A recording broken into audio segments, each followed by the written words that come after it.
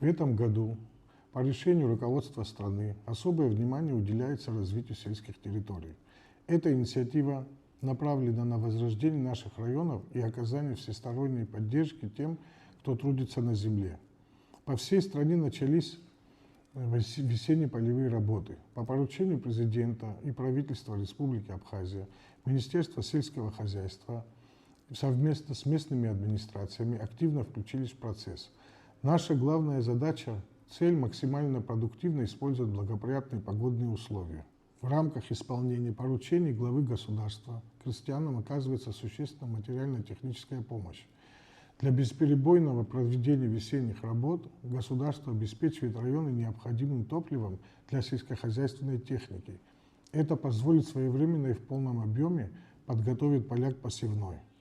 Президент лично контролирует ход весенней кампании. Год села – это уникальная возможность для Абхазского агропромышленного комплекса выйти на новый, более высокий уровень.